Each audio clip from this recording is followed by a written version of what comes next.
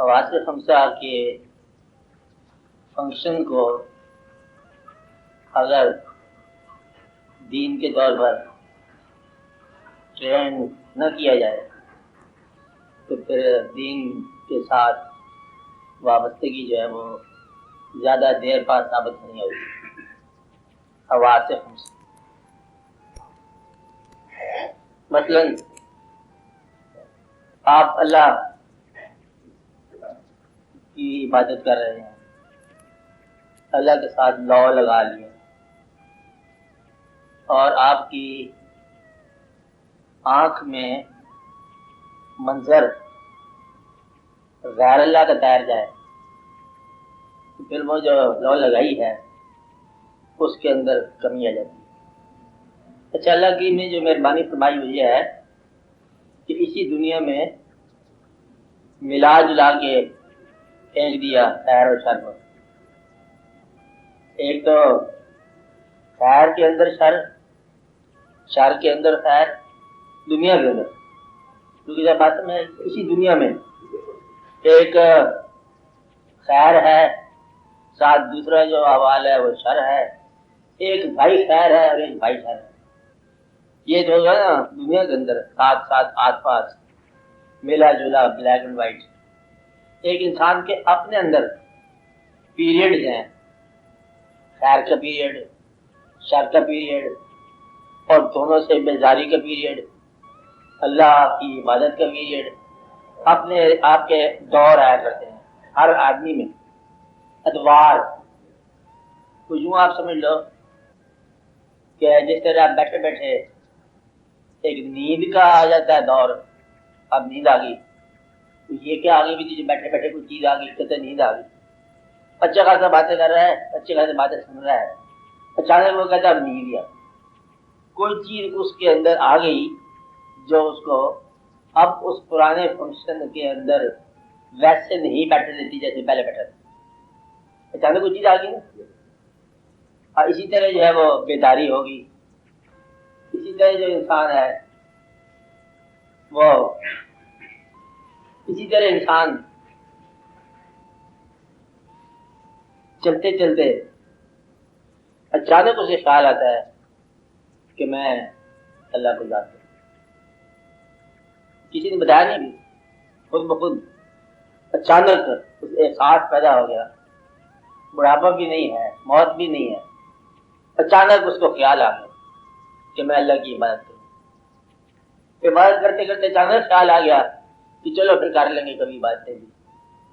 انسان کی فطرت میں وسیع خیالات اور مختلف خیالات کے ساتھ وابستگی جو ہے یہ فطری عمل ہے. آپ بات سمجھ رہے ہیں؟ ایک وقت آتا ہے کہ انسان ابھی کسی نے ٹریننگ نہیں دی اس کو، اچانک اسے خیال آتا ہے کہ میں اس طرح کروں کہ چلو پیسہ جمع کر لیا. پیسہ جمع کیا، گنتی شروع کر دی، پھر جمع کیا، پھر گننے لگ گیا. پھر ایک دن خیال آتا ہے کہ یہ میں کیا جمع کر رہا ہوں، خرچ ہی کرتا ہے. پھر وہ خرچ کرنے لگ جاتا ہے. مطلب ہے کہ انسان کے اندر یہ فطرت کی طرف سے عجب عجب خیالات کی کار فرمائی یہ بذات خود فطری عمل ہے. کل ایک بات سمجھ آ گئی کہ ہر انسان جو ہے اس میں ہر قسم کی کیفیت کا پیدا ہونا ایک فطری بات ہے، ہر قسم کی. یعنی کہ وہ جو نیکی تلاش کرنے نکلا تھا نا، وہ بدی بھی تلاش کر سکتا ہے. یہ انسان ہے. انسان اس لیے کہتے ہیں کہ آخری دم تک اور نیک انسان کو برا ہونے کا خدشہ رہتا ہے اور برے انسان کے لیے نیک ہونے کے امکانات ہیں آخری دم تک. اس لیے جب تک انسان مر نہ جائے اسے نیک وعد نہ کہا کرو. یہ ممکن ہے کہ گناہ گار ولی اللہ ہو کے مرے، اور یہ ممکن ہے کہ ایک ولی اللہ کسی گناہ گار ہو کے مرے. اس لیے اس کا بالکل فیصلہ کبھی نہ کرنا اچھائی برائی کا، کیونکہ جب تک ایکشن ہو رہا ہے، گیم آف لائف جاری ہے، زندگی کھیل چل رہا ہے. اگر گناہ جتنے بوجھ ہے ہمارے اوپر، تو اچانک ایک دن اطلاع آ جاتی ہے، چٹھی معاف کیا. اگر گناہ معاف ہو جائے تو پھر گناہ کی وجہ سے جو ہم نے اس کو برا کہا وہ ہماری غلطی جائے گی، کیونکہ ہم حال اور ماضی کے متعلق جانتے ہیں کسی انسان کو، نہیں بات سمجھا رہی؟ ہم کسی انسان کے حال اور ماضی کے متعلق جانتے ہیں، اور انسان کا فیصلہ بھی مستقبل میں ہونا ہے۔ آپ بات سمجھ رہے نا؟ اس لیے جب تک یہ نہ پتا ہو کہ اس کا مستقبل کیا ہے، اس وقت تک فیصلہ نہیں کرنا چاہیے۔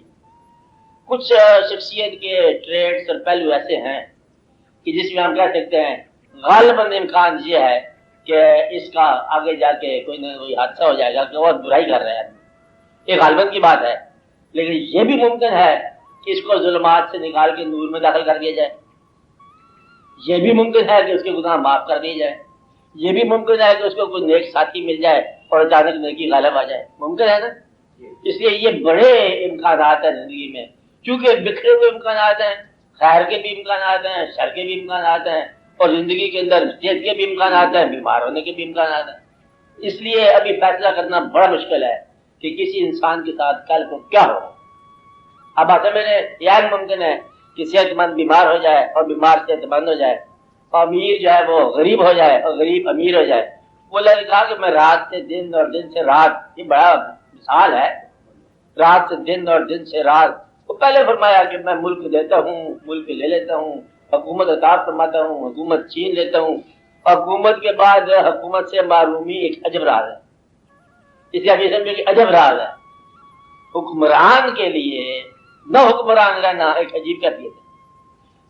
روب دار باپ کے لیے بے روب ایک غیر ضروری اثاثہ بن کے گھر میں رہنا عجب بات ہے۔ اتنا روب، اتنا جلالہ آدمی تھا کہ گھر میں آتا تو سہم جاتے حالات در و دیوار کے، اور وہ آدمی جو ہے ایک غیر ضروری کونے میں پڑا ہوا ہے، ایز اف کہ وہ ہیپن ہی نہیں ہو رہا۔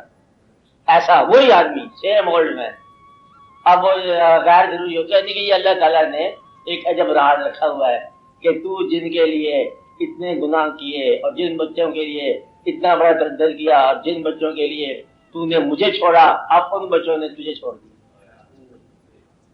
اور جن دوستوں کے لیے تو نے مجھے چھوڑا آج وہ دوست تیرے پاس سے اجنبی ہو کے گزر رہے ہیں، جن کی خاطر تو نے ہمیں چھوڑا۔ یہ واقعات فطرت سکھاتی رہتی ہے کہ اتار چڑھاؤ، بادشاہت، غریبی، پردیش، دیش، یہ سارے واقعات چلتے رہتے، اس میں خواہش شامل نہیں ہے، بس یہ خود بخود ہی ہو جاتا ہے۔ تو میں یہ کہہ رہا تھا کہ زندگی کے اندر ہر انسان پر اتار چڑھاؤ کے حالات آتے رہتے، ٹریننگ نہ ہو تو پھر انسان وہ اچانک چل پڑتا ہے بغیر سوچے سمجھے کہ یہی جی میں آئی کہ چلو نکل چلو، پھر خیال آیا کہ کہاں جانا، چلو واپس ہی آ جاؤ۔ تو یہ انسان پھر کرتا رہتا ہے جب تک اسے کوئی حکم دینے والا نہ ہو، پھر وہ نفس کے حکم پر چلتا ہے، کیونکہ نفس کا مانا آپ یہ ارادہ لے لو، خواہش لے لو کہ چلو آج مٹھائی کھا لو، اور مٹھائی سے نقصان ہو چلو نمکین ہی کھا لو۔ مقصد یہ ہے کہ یہ انسان کرتا رہتا ہے، اور اس دنیا کے ساری زندگی کے ساتھ، تمام نظاروں کے ساتھ، اور دنیا کی تمام کیفیات کے ساتھ انسان کی وابستگی ہے۔ آپ کے ذمے گروگی صاحب، آپ کے ذمے صرف ایک چیز ہے کہ آپ اس اپنے وجود کو کسی خیر کے راستے پر گامزن کرو۔ روح کے گناہ کو نہیں ہے، اور روح خیر ہے، بخشائی بھی چاہیے، بخشائی کی ہوئی ہے، اور روح کو سزا بھی نہیں ہے، مطلب یہ بدن اور روح کے رشتے کی بات ہو رہی ہے، آگے کیا ہوگا اس کی بات بھی نہیں ہو رہی ہے۔ آپ کے ذمہ ایک کام ہے کہ جب تک آپ کی روح اور بدن کا رشتہ قائم ہے، اس کو کامیاب راستوں پر چلانا۔ آپ ہر آدمی کامیاب ہونا چاہتا ہے، اور ہر آدمی آپ دیکھ رہے ہو ناکام ہے۔ چور بھی اپنے آپ کو کامیاب اور چور بنانا چاہتا ہے، لیکن یہ نہیں پتا کہ یہ فنکشن بناتے خود ہی برا ہے۔ اس لیے کوئی آدمی اپنی ذات کے ساتھ برائی نہیں کرتا، اور اکثر آپ دیکھتے ہو کہ برائی کرتے، صحت خراب ہوئی تو وہ ڈاکٹر کہتے ہیں دیکھو تم نے اپنی جان پر ظلم کیا، ڈاکٹر یہ کہتے ہیں کہ تم نے اپنی جان پر ظلم کیا، تم نے اپنی صحت خراب کر دیا، تم نے اپنی جان کو ہلاکت میں ڈالا، تم نے کیا کہا برائی فیل کر دی۔ تو گویا کہ وہ جو ہلاکت میں ڈالنے والا ہے وہ نہیں جانتا کہ میں ہلاکت میں ڈال رہا ہوں، وہ اپنی طرف سے اپنے لیے بہتری کر رہا ہے۔ اس طرح جاگنا شروع کر دے لگاتار، صحت آگے پیچھے ہو جائے، اوہو تم نے کیا کیا، کہتا میں نے تو اچھا ہی سوچ کے کیا تھا۔ اس لیے انسان اچھا سوچنے کے باوجود، اچھا کرنے کے باوجود اپنے انداز میں، ضروری نہیں کہ وہ اچھی سوچے اور اچھا عمل ہو۔ اب آپ سمجھ رہے ہیں؟ اب میں نے جب یہ کہا کہ ہر انسان کا اس دنیا کے خیر شر کے ساتھ، احوال کے ساتھ دو قسم کے رشتے ہیں. آپ سمجھ رہے بات میری؟ دو طرح کے رشتے ہیں. ایک تو یہ ہے کہ اس خیر اور شر کی کیفیات کے ساتھ رشتہ ہے. تحریر میں آئے، خالی خیال آ جائے، اچانک جو ہے دل میں واردات پیدا ہو جائے، یہ خیال ہے. بعض اوقات کسی انسان سے رشتہ ہوتا ہے اور وہ انسان خیر اور شر جو ہے ہمارے اندر فلٹر کرتا رہتا ہے، انفیوز کرتا رہتا ہے، ہمیں پتہ نہیں چلتا. ہم مجھے کہتے ہیں کہ یہ چیز دیکھو، دوست ہے ہمارا، بیوی ہے، دوست ہے، رشتے دار ہے. ہم کہتے ہیں یہ تو چیز کوئی ضروری نہیں ہے. وہ کہتے دیکھو یہ آپ ٹھیک کہہ رہے ہیں، لیکن میرا خیال ہے بہت ماڈرن لائف ہو گئی ہے، لہٰذا اس چیز کی ضروری ہے. اوکے چلو کوئی بات نہیں، کہتے ہیں تو کر لو. وہ کہتے ہیں تو کر لینے میں پھر بڑا لمبا فاصلہ ہو جاتا ہے. کسی دوست رشتے دار کی بات مانی، سماج کی بات کو مانا. ہم دیکھو گے بچوں کے ہاں کیا برتھ ڈے منائی جا رہی ہے، جنم دن، پیدائش کا دن. یہ بڑی غیر کوئی مشکل والی بات نہیں ہے، یہ تو بڑی معمولی سی بات ہے جی، بچے کرتے رہتے ہیں. لیکن آپ کرنے میں پھر وہ گفٹس لو، گفٹس دو، واقعات لاؤ، اور ایک انگریز رسم کو یاد کرو. پتہ نہیں کہاں سے کہاں بات نکل جاتی ہے. گھروں کے اندر بچوں میں شاید مطلب خوشی کے مقامات عجیب و غریب ہو جاتے ہیں. شادیوں پر آپ دیکھو گے پہلے ایسا گانا، پھر رقص، پھر پتہ کیا کیا ہو جاتا ہے. بچے ہیں جی، بچے کوئی بات نہیں ہے، شغل ہے، میلہ ہے، کرتے کرتے بات کہاں نکل جاتی ہے. ایسے ہے نا بات کہ خیر اور شر جو ہے نا سماج کی رشتے داری، یعنی کہ سماج کے رواج، کسی رشتے دار کے ساتھ رشتے داری، کسی دوست کے ساتھ واقعہ، وہ آپ کو ایسے گمراہ کرے گا جیسے رہنمائی کر رہا ہے، اور ایسی رہنمائی کرے گا جیسے گمراہی دے دی. بات میں نا.